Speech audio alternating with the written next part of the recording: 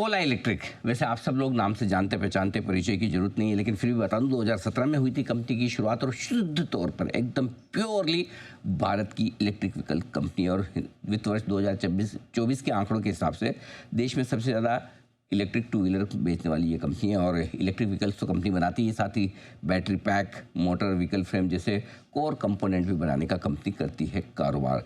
7 product launch कर चुकी है, 4 की नई घोषणाएं कर चुकी है। और आइए, कल नतीजे भी आए हैं इस कंपनी के, और मैं बता दूं आपको, कल वैसे बाजार के दौरान आ गए थे नतीजे और कल 20% स्टॉक ऊपर भी था।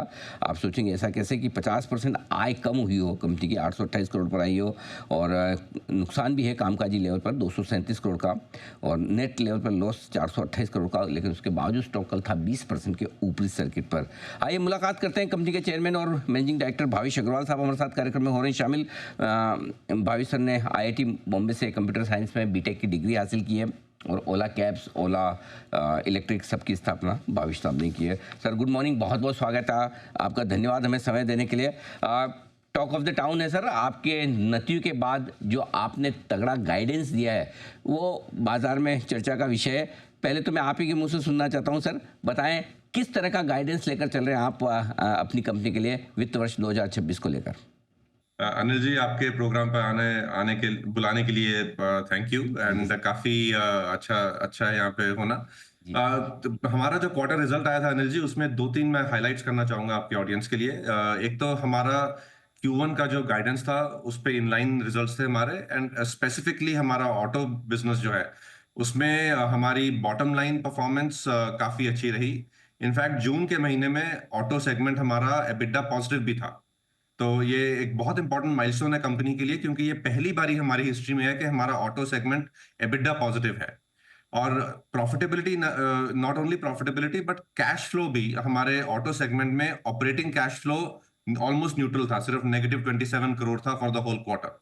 तो ये बहुत इंपॉर्टेंट टर्न अराउंड दिखाता है बिजनेस का। पिछले 2-3 क्वार्टर से हम बिजनेस की एक टर्न अराउंड कर रहे थे कि प्रॉफिटेबल भी रहे और ग्रोथ भी करें।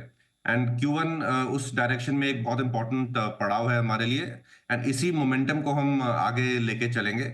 आगे जाते आगे अगर देखें अनिल जी, तो हमारे 2-3 इंपॉर्टेंट माइलस्टोन्स हैं। FY26 में हमारा बाइक स्केल अप होगा, जो हमने नया बाइक लॉन्च किया है मार्केट में, जिसका बहुत ही अच्छा रिस्पॉन्स आया है कस्टमर्स के थ्रू। एंड FY26 में हमारे Gen 3 स्कूटर्स, जो हमारे लेटेस्ट स्कूटर्स हैं, जो इस क्वार्टर में रिलीज हुए थे, वो भी स्केल अप होंगे। तो हमारे जितने सारे स्टोर्स हैं उसमें धीरे धीरे करके Gen 3 और बाइक स्केल अप होगा। उससे ये जो FY26 का हमने एक आउटलुक दिया है, ऑलमोस्ट 3.25 लाख प्रोडक्ट से 3.25 लाख व्हीकल्स का, that should be in line with these new products. आप ये कह रहे हैं भाविश सर की 18-20 हज़ार गाड़ियाँ जो आप अभी बेच रहे हैं ऑन एन एवरेज, ये आपकी 30 से 35 हज़ार की रेंज में पहुंच जाएगी, और इसके पीछे ये नए लॉन्चेज होंगे, राइट सर? तो ये नए लॉन्चेज कब बिल्कुल तक होने की तैयारी है? अनिल जी, लॉन्चेस हो चुके हैं हो इस चुके हैं। क्वार्टर में, पिछले Q1 क्वार्टर में हो चुके हैं, और ये प्रोडक्ट भी मार्केट में आ चुके हैं, और कस्टमर्स को डिलीवरीज भी हो गई हैं। तो अभी हमें वो अच्छा ट्रैक्शन देखने को मिल रहा है on this new products. Margin sir, आपने गाइडेंस दिया है बड़ा कि आपका ऑटो बिजनेस तो आपने जैसा बताया कि मुनाफे में आ चुका है अभी, और आप मार्जिन में मेरे ख्याल से 35 से 40% की रेंज में वहाँ पर दे रहे हैं, जो अभी 25% के आसपास है।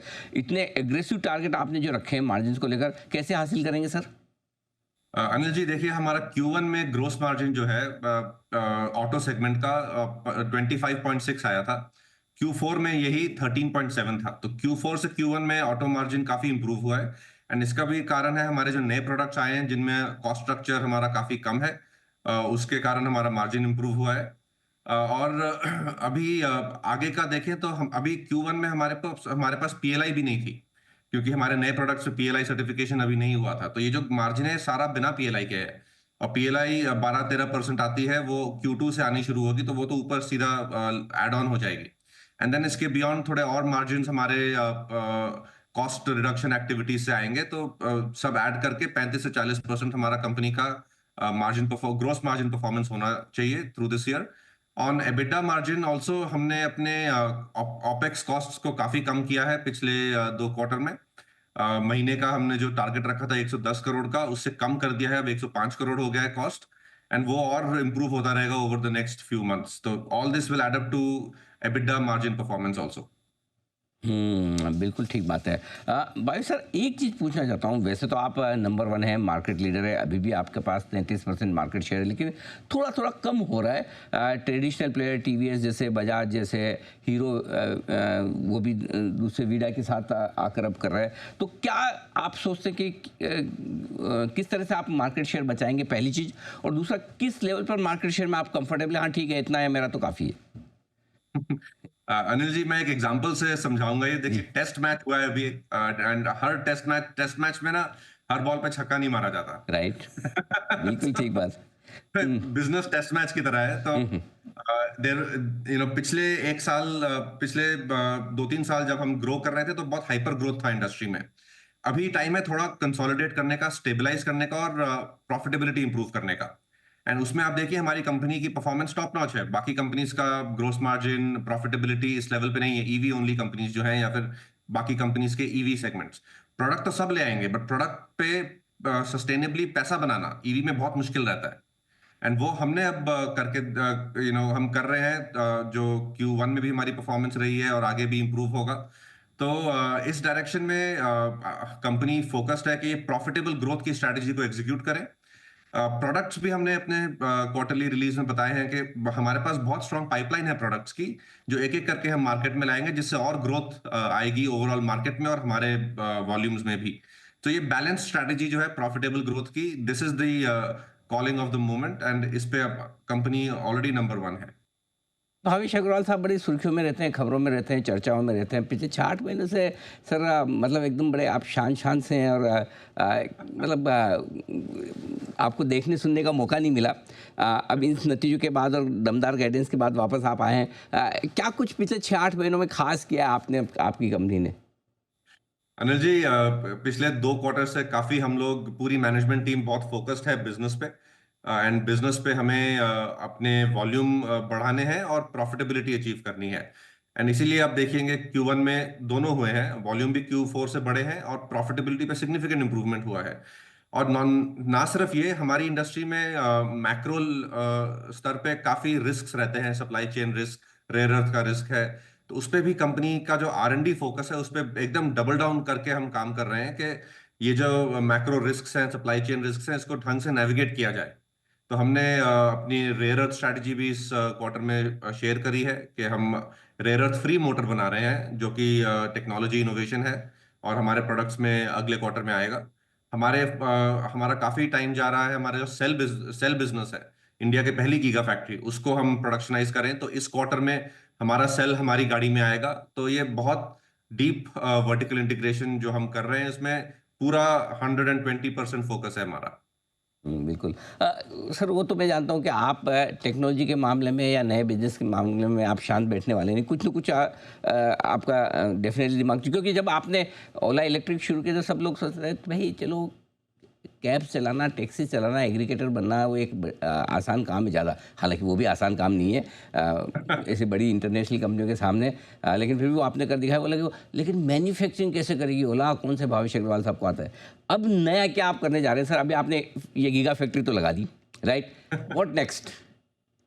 अभी अनिल जी, फोकस है जो ये हमने फैक्ट्रीज लगाई हैं, जो प्रोडक्ट्स लाए हैं, इनको स्केल करें। हुँ, तो अभी यही फोकस है कि हमारा जो सेल है, ये सेल को स्केल अप किया जाए। हमने अभी 1.4 गीगावाट आवर की कैपेसिटी लगाई है। इस साल FY26 के एंड तक वो 5 गीगावाट आवर की एक्सपैंड करनी है। वो सेल को हमारे प्रोडक्ट्स में डालना है। और कुछ नए प्रोडक्ट्स भी हैं होराइजन पे। जैसे मोटर बाइक्स में अभी तो हमने सिर्फ एक ही मोटर बाइक लॉन्च की है। 2-3 और मोटर बाइक्स हमारी हैं होराइजन पे, स्पोर्ट्स बाइक है और थ्री व्हीलर भी हमारे पाइपलाइन में है। तो इस सब पे प्रोडक्ट डेवलपमेंट पे काफी फोकस है अभी। बिल्कुल ठीक बात है। सर एक चीज़ और पूछना चाहता हूँ आपके जितने इन्वेस्टर्स हैं उनके बिहाफ़ पे, क्योंकि ब्रांड ओला की बहुत स्ट्रॉन्ग है, हाउस होल्ड ब्रांड है, हर आदमी ओला को नाम से जानता है। लेकिन स्टॉक आपका 100-125 रुपये से घट के 40 रुपये आ गया आज, तो फिर भी ठीक है 50 के आसपास है। कई सारे इन्वेस्टर्स हैं, आईपीओ के वक्त से भी, बाद में भी इन्वेस्टेड है। उनको बड़ी उम्मीदें थी कि मार्केट लीडर है, यंग एंटरप्रेन्योर है, लाइफ में कुछ ना कुछ हमेशा अलग और नया करते हैं, लेकिन पैसे नहीं बने उनके। क्या आप मैसेज देंगे अपने इन्वेस्टर्स को? मैसेज अनिल जी यही है कि कंपनी का एक मिशन है कि इंडिया में ईवी को एक्सेलरेट किया जाए। और उस मिशन में हम पूरे लगे हुए हैं। समटाइम्स कुछ स्पीड बम्स आते हैं और वो स्पीड बम्स को कंपनी एकदम ट्रांसपेरेंटली हैंडल करेगी, जैसे कि पिछले 2 क्वार्टर में किया है। पूरा positives as well as challenges openly share करेगी, and more often than not we will solve all challenges as what we are doing, के सारे जो भी हमारे चैलेंजेस आए हैं वो सब हम सॉल्व कर रहे हैं। क्योंकि ये जो मिशन है ये एक नेशनल मिशन है कि इंडिया के लिए बहुत इंपॉर्टेंट है कि ईवी को स्केल अप किया जाए, पेट्रोल जो हम इंपोर्ट करते हैं उसको कम किया जाए, कंट्री की stability, environmental cleanliness, future technology सब इससे डिलीवर हो सकता है। ओह! क्या बात है। बिल्कुल मैं उम्मीद करता हूँ कि सर आपके इन नतीजों के बाद जो तगड़ा गाइडेंस और जो आपका कॉन्फिडेंस है आपके इन्वेस्टर्स, शेयर होल्डर्स जो हैं उनमें डेफ़िनेटली भरोसा लौटाने की कोशिश करेगा। मजबूत गाइडेंस दिया है। शुभकामनाएँ सर कि उम्मीद करें आप ये नहीं इससे ज़्यादा अचीव करें और आज हमें समय देने के लिए बहुत-बहुत धन्यवाद। Thank you so much sir.